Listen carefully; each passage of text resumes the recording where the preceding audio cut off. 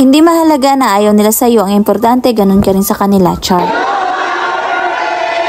A day in a life, naganap ang pagiging vlogger dahil umabot pa tayo ng Quezon. Huy! Panibagong araw, panibagong video na naman ang nagpapaalala, mananatili kang talunan kung patas kang lumalaban. Huy! For today's ganap nga, nagpaampon muna ako dito sa Team Abnoy para may kasama kami papuntang Tabon Cave. First time ko nga pumunta sa mga lugar na to at mapapadasal na lang talaga ako ng God give me you sa mga daan. Huy! Bago nga magpatuloy, na picture mo na mga perfect sa site na to at ako naman nagdadasal ng he loves me not. Huy! Anyway, kasama nga pala namin dito si Queen Pango na sobrang humble. Sobrang daming followers nito kaya dumikit ako sa kanya konti para mahakot ko yung 10 followers niya. Huy. At ito nga, papasok na kami sa Lagusan. Anyway, open ito everyday kaya no worries kahit weekend lang yung free mo. Finally nga, nakarating na tayo ng Tabon Cave Complex, National Museum of the Philippines. Tagal ko na nga nag-e-exist sa mundo, ngayon lang ako nakapunta dito. Paano, mas nag-e-effort pa akong pakialaman yung buhay ng ibang tao, char. Iba pa rin sa feeling no kapag napuntahan mo mismo yung mga historical places sa probinsya nyo. Anyway, this baybayin means paano na kaya di sinasadya? Basta may explanation dyan, bahala na kayo mag-research. Bago nga pumasok, nag-picture mo na itong mga solid Team Abnoy. And of course, isa sa mga purpose na pinunta ko dito ay makita personally itong Manonggol jar. Musta na kaya yung mga kaluluwang naglakbay, nakadaong na kaya sila? Char. Libot-libot lang nga kami dyan at nagkukunwaring dalubhasa at maya-maya nga nakita namin itong kawawang bata. Shoutout sa'yo, pitik mo to. Ito ba yung sinasabi mo, nakakalas ka na sa team dahil hindi ka nabigyan ng lollipop? Char. At nagpatuloy nga sa paglilibot ang aming team. Since museum nga ito, dapat demure ka sa bawat galaw mo. Baka bungo mo yung ma-display kapag nabasag mo yan na si OA na. Sobrang dami rin nga ako natutunan dito, lalo na itong dahon na nakadisplay. Pareho kasi ng dahon yung pang-iwang ng kapitbahay namin sa isla. Huy, joke lang. Anyway, natawa nga ako dito bakit naligaw yung mga picture ng mga kapatid ko. Huy. At dahil bida-bida tayo, sinira ko yung inayos nilang puzzle. Huy. Nga kami masyadong nagtagal dito dahil excited nang gumawa ng content itong mga kasama ko. O diba, ang solid nila pero hindi yan sila halos nakapollow sa isa't isa. Huy. Since samahan nga ito ng mga content creators, syempre may iba't iba yan silang eksena. And syempre, hindi tayo magpapatalo dahil perfect tayo, char. O, tingnan mo tong lakad nito, parang tagapagmana ng tulay. Sobrang excited ko na nga dyan dahil gusto ko nang makita yung kaloob-looban ng kuweba pero pagdating namin, bawal na daw pumasok. Kaya tapusin ko na lang talaga itong video. Paano ba naman, 5 na kaming pumunta dyan dahil sobrang arte namin sa init. To end this, I just want to remind everyone, adventures are better with random people. You get lost faster and laugh harder. Basta wag mo na mag-post kapag nag-absent sa work. Huy, yun lang mga perfect, babush.